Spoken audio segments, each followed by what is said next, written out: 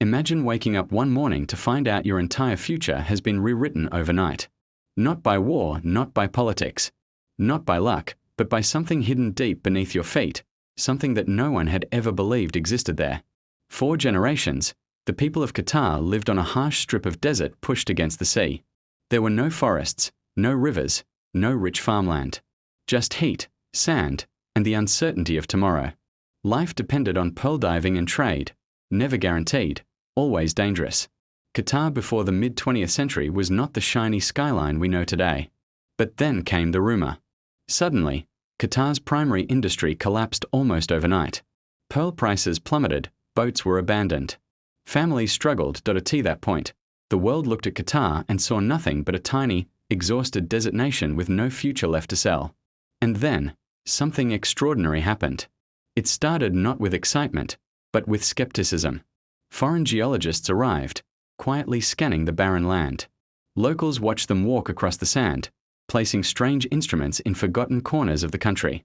Some thought they were wasting their time. Others believed it was just another passing idea that would lead nowhere. But beneath that same desert where pearl divers' families had once prayed for one more good season, something enormous was waiting. On a day that history rarely records by name, geologists confirmed what no one thought possible. Qatar was sitting on one of the largest natural gas reserves the world had ever discovered. The North Field, an underground ocean of gas so massive it extended beyond the horizon beneath the earth. Experts were stunned. Newspapers worldwide would later call it one of the most shocking energy discoveries of the century.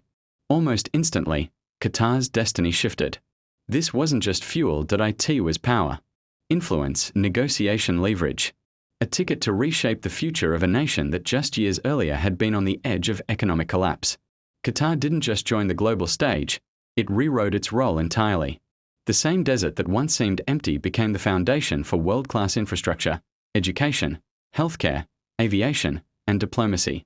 By the time most countries realized what had happened, Qatar wasn't begging for a seat at the table. It was building its own table and inviting the world to sit. What makes this story remarkable isn't just that Qatar got lucky. It's that Qatar understood what it had discovered. Many nations found resources and wasted them. Qatar planned, Qatar invested.